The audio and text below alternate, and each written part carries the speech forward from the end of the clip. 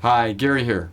Old Town Road. Now that's a song that started in Halloween of 2018 by a 20-year-old young man who recorded it in his grandmother's closet in Atlanta, Lil Nas X. He got a beat off the internet that he bought from a producer in the Netherlands named Kyle Young. Well, there's some influencers on social media that really got it pushed through the internet, and lo and behold, it ends up on the country charts as a hit. It immediately gets pulled down from the country charts by the powers that be because it's not country enough, it's country rap. Well, Lil Nas X reaches out to Billy Ray Cyrus, Miley Cyrus's dad, kind of a has-been country singer, and he takes it with Lil Nas X. They remix this song, they put it back out, and it ends up #1 on Hot Billboard 100 on April 13th of 2019. And it gets better. It stays there and breaks the record for the longest consecutive #1 song at 17 weeks in August of 2019. That's amazing. Think about this. No record labels, no nothing. Just a collaborative effort with a bunch of talented people. So what you have here is a collaborative model versus an aggregator. An aggregator is somebody like Amazon and Google and Facebook. What aggregators do is intermediate and control things, whereas platforms basically facilitate relationships and collaborate. It's two different models. Now we know Amazon's the big example of this. You order a book on Saturday, comes on Sunday in this little box with a little smiley face, half crescent black line with a little arrow on it, right? And you're happy. You got what you want right away, didn't have to go to the store. Or maybe you go to the store and you go to a retailer, small retailer, you find something you want, you take a picture of it, you go back and you overnight it. It's killing the retailer. The retailer gets Amazon to go out of business. This is just the way it is today.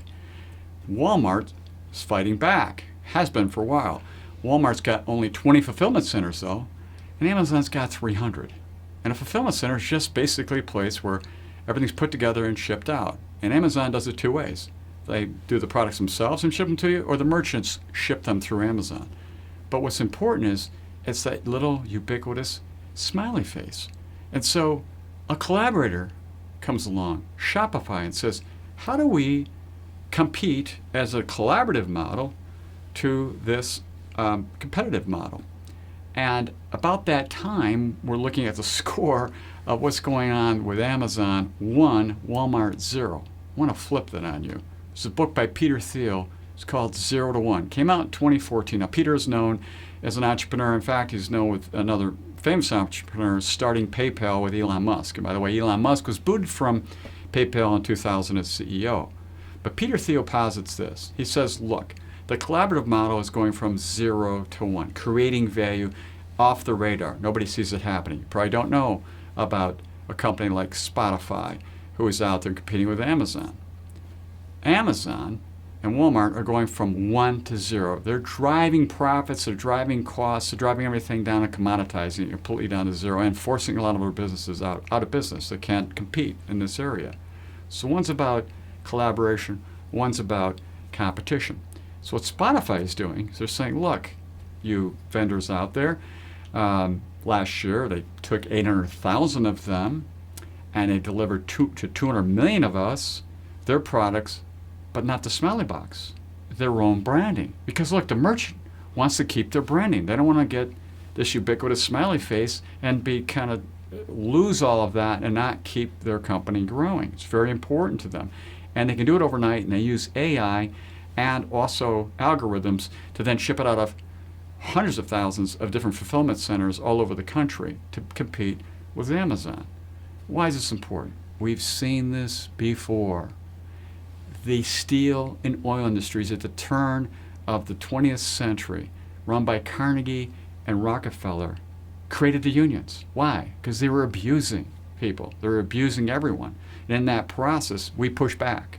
And when we pushed back, we said, yeah, you can aggregate to so far, but not too far.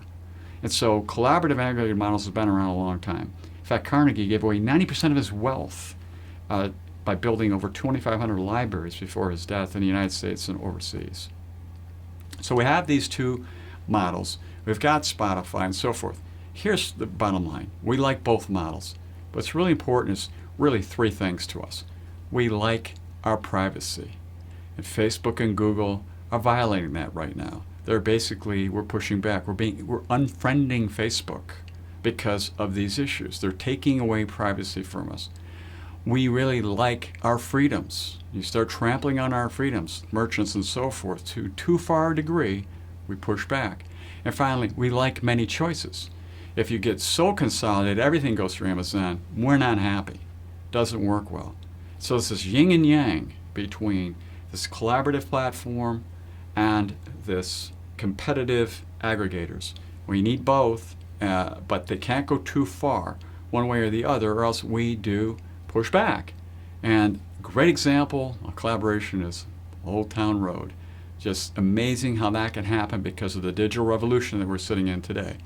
But just don't twist my road or I'll really push back. So until next time, enjoy.